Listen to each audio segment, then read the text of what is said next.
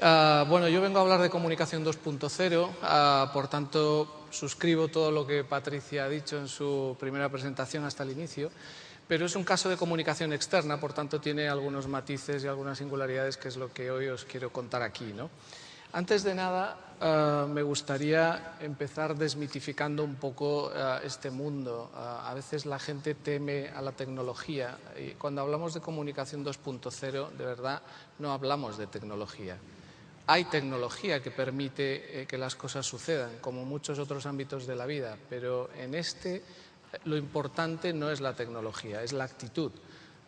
Y si no, me diréis por qué, estando la tecnología a disposición de todo el mundo y siendo una tecnología en muchas ocasiones gratuita o de coste muy bajo, no todo el mundo la utiliza.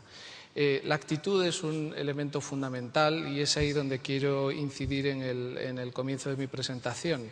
Lo que estamos hablando es de empresas, marcas, compañías que quieren dialogar, que quieren salir al encuentro de sus grupos de interés, de sus clientes, de sus empleados, en nuestro caso de nuestros médicos, de los mediadores de seguros y, por tanto, es una actitud que demuestra interés por las relaciones. Y el concepto de empresa abierta yo creo que es fundamental para también entender lo que os voy a contar a continuación.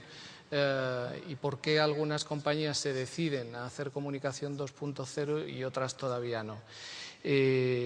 Más allá del miedo que pueda haber o no a la tecnología. Yo creo que las empresas abiertas es un nuevo paradigma de empresa que está conectada con la sociedad, que está comprometida con la mejora de su entorno, que mira alrededor a sus públicos e intenta dialogar con ellos, que fomenta la creatividad. Veíamos antes el caso de Simple igualmente, ¿no?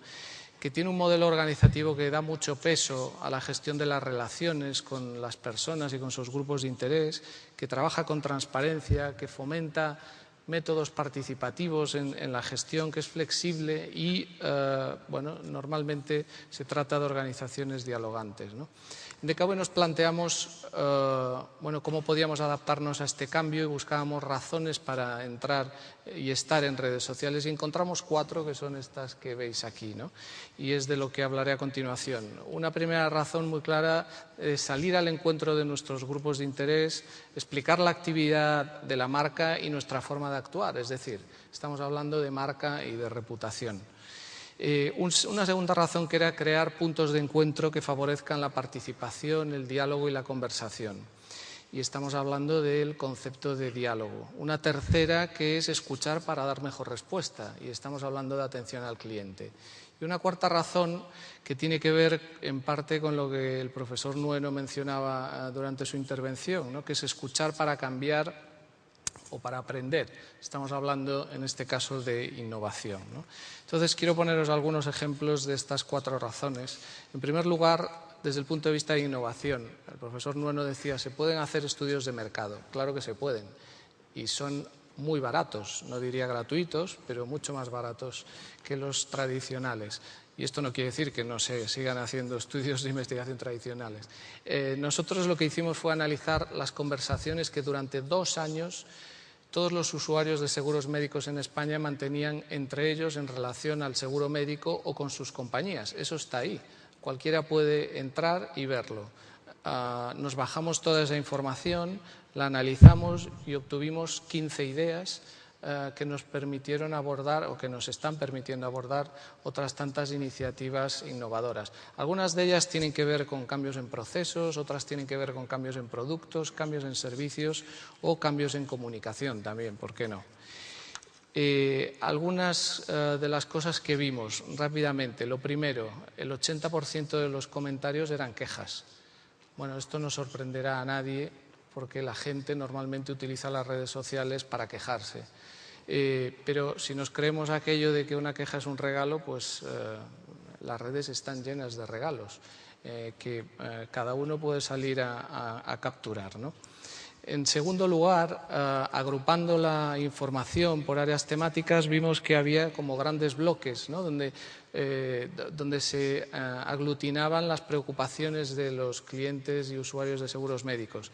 Había muchas conversaciones sobre trabas a la hora de obtener autorizaciones para pruebas médicas por parte de las compañías. Había conversaciones sobre las dificultades para darse de baja, no lo ponemos fácil. Había conversaciones sobre los problemas que tienen los pacientes crónicos o las personas mayores. También vimos de qué zonas del territorio procedían esas conversaciones para cada una de las marcas. Insisto, está ahí, a disposición de todo el mundo, cualquiera puede hacer el mismo ejercicio. Y igualmente, o más importante si cabe, cómo se sentían las personas cuando hablaban de sus problemas con el seguro médico. Y como puede verse, o no sé si puede verse en este gráfico, bueno, pues había un 29% de las expresiones que reflejaban claramente disgusto, un 18% llegaban a la exasperación y había un 8% que reflejaba abiertamente síntomas de ira con su compañía de seguro de salud. Bueno, pues no gestionar eso, desde luego, es caer en un error, ¿no?